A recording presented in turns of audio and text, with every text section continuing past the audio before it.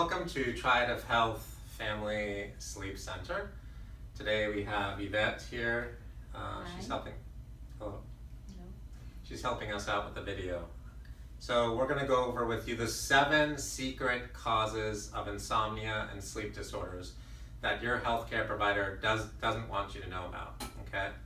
So these 7 secret causes of sleep disorders aren't only a complete secret to most healthcare providers, but they are the key to understanding how to get rid of your sleep difficulty and how to keep your sleep difficulties from returning after you get rid of them. So let's pay attention to these 7 secret causes of sleep disorders. First of all, we need to get a communication happening with the body. And the best way to do that is to get a lot of training on how to do muscle testing and other kinds of diagnosis. And the other thing that we would want to check is 3 important nutrients. Nutrient number 1 is parotid PMG from Standard Process of Northern California. Nutrient number 2 is ribonucleic acid. Nutrient number 3 is cataplex B12. Now, it just so happens that these products are made by Standard Process of Northern California. The formulation of these products was absolutely genius, and they were developed by Royal Lee. Royal Lee was a fellow who actually helped the United States win World War II. He developed all kinds of inventions and whatnot. So why don't we just continue? These are, again, the truth serum to see if your body's telling the truth or not. So I know already because I've checked to see if Yvette needed these nutrients, but we're going to just check again for demonstration purposes. Okay, so first we'll check ribonucleic acid. She doesn't need the ribonucleic acid. If the muscle were to stay strong, then that would imply it strengthens her body. But in this case, the parotid, the ribonucleic acid, and the B12 weaken her body. So she doesn't need those things.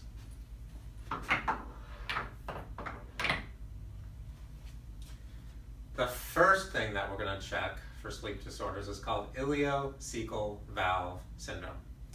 We make a fist, and we take the fist and we put it right at McBurney's point. You can look that up, McBurney's point, and which is in the lower right quadrant, okay, of the abdomen. So we're going to check that. Okay, for some reason she has the ileocecal valve. And then we're going to check the valves of Houston. Okay, she does not have the valves of Houston. Valves of Houston is at the beginning of the beginning of the anus, which is just right after the end of the sigmoid colon. The ileocecal valve is at the end of the small intestine where the large intestine begins. And then we're going to check the blood sugar point. We're going to take 3 fingers, put them here, and check for blood sugar that way. Blood sugar seems fine. There's another way to check for blood sugar. I just thought I'd let you know. This other way comes from Dr. Victor Frank. Dr. Victor Frank developed total body modification, which is an amazing technique that's been around since the 1960s and is being used by people all over the world. Here's one of the manuals from Total Body Modification, Dr. Victor Frank's work. And Kevin Millay is the fellow who purchased the company, Total Body Modification, and now it's still being taught all over the country, and he runs his company currently at the time that this video is being produced out of Utah. Okay. Go ahead and lie on your back. We'll take a look at some of the blood sugar checks that come from Total Body Modification. Check number 1, both legs are bent, and we'll have you straighten this right leg, bring it all the way down there. You're going to push up into my hand, push, breathing normally. Okay, so that muscle stayed strong, excuse me, I just have one of those personalities.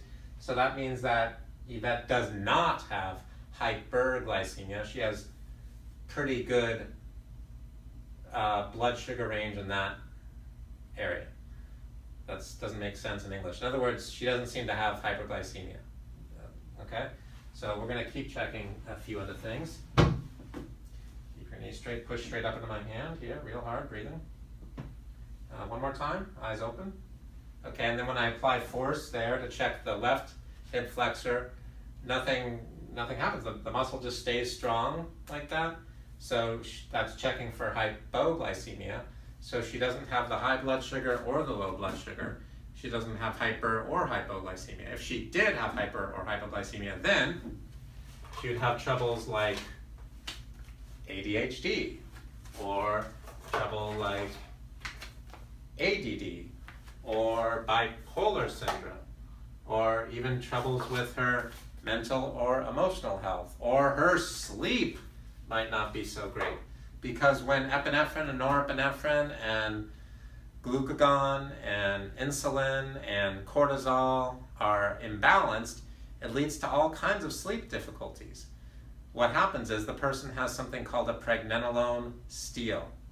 Okay, if you go to my exercise video and you go to my video on depression, you can learn a great deal more about the pregnenolone steal. Also, I have some videos on allergies that should help.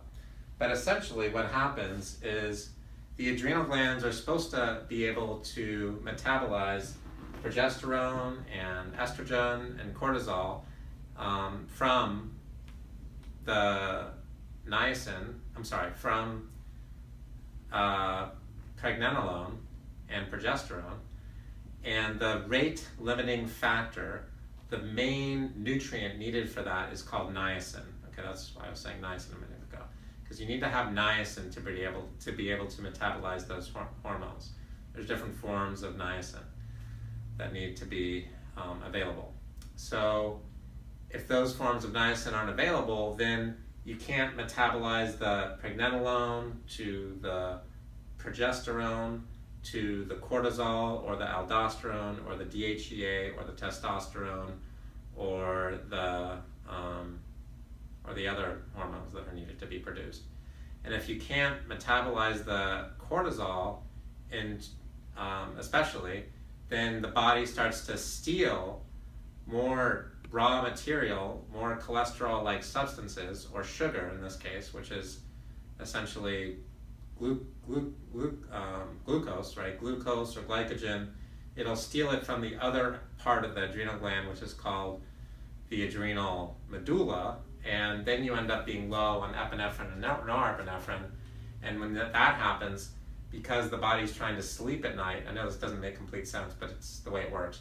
When it steals the pregnenolone, the raw material needed to make the hormones, when it steals that from the cortex, then it starts to borrow the epinephrine and norepinephrine. It starts to borrow the catecholamines from the medulla. Okay, you'll have to look it up in a biochemistry textbook, because I know this isn't that easy to follow. So when that happens, where I have big problems, the person gets hyper when they go to sleep. They start to have all this energy before they go to sleep. Okay, so I had my last wind. Have you ever heard that expression? I had my last wind. Late in the day.